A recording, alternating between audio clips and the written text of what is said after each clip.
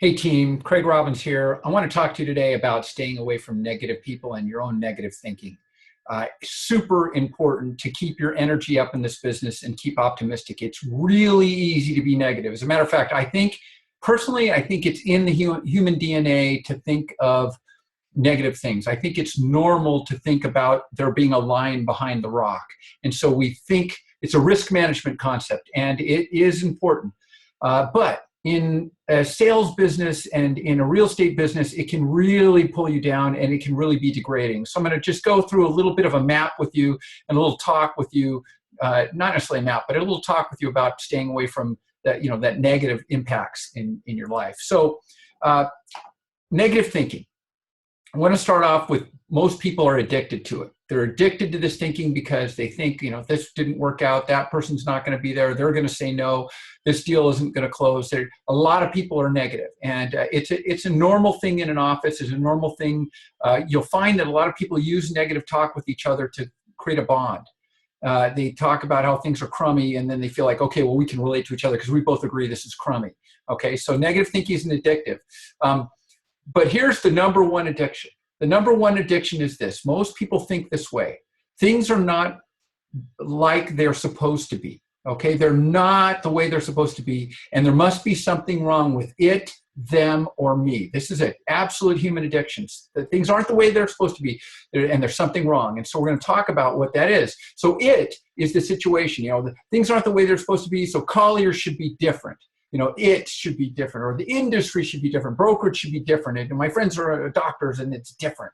And so they always think about something's wrong with it. Okay, it's not nobody in particular, it's just it. The government's broken, the country's broken, that sport's broken, they need to change the game. It's broken. Okay, so that's the it. The next one is them.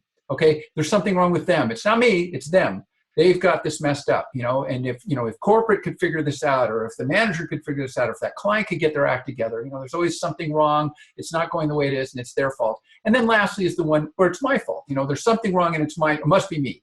I called them and it didn't go right. I lost the deal. It must be me. I don't know what I did wrong. It's me, me, me. And what you'll find is that people are addicted to one of those habitually over the rest. They'll definitely talk about one over the other one. And a lot of times it's them. Okay, so the addiction is them, and that can really bring you down in your career. So what I want you to do this week is I want you to observe people's conversations and see which one of them they're in.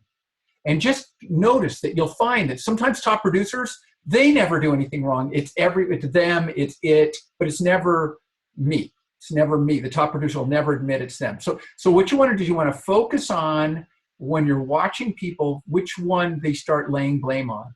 So an important concept in the business. The other thing is you want to start thinking about the only thing you have control of right now is your attitude. That's it. That's all you got control. You can't control your fingernails, your heart rate, your digestion, your breathing. You can hold your breath, you'll pass out, you'll start breathing again. You can't stay up, you'll end up falling back asleep. You can't control a whole bunch of stuff in your life. You think you can, but you really can't. But you can control a lot of your attitude. Okay? So negative people in your office, they're going around with a negative attitude, and what they want to do is try and get you to be negative. Then usually negative people aren't satisfied till you're negative with them. They don't feel like they've communed until you're suffering too. All right, so the time you spend with negative people, it erodes your ambition and your optimism. So you really need to start thinking hard about it. If you've got people in your life that are negative, you've got to minimize the amount of time with them. Staying away from them is your best option in the sales business, because what you'll do is you're already on enough of a roller coaster ride job. The last thing you want is people in your ear telling you about how bad things are. So keep an inventory of the people around you. Think about who's lifting you up and who's bringing you down, and because it will really help you. Minimize your time with the group of people that are just complaining about stuff and not making it happen. We have a lot of different videos in terms of how to make that better, but this one, hopefully you'll at least identify it. And if you identify that you're around a lot of negative people, you need to reevaluate why that is and whether or not that's serving you, because I submit it probably isn't. So good luck this week. Check that out. Stay away from negative people and see what it does for you. Thanks.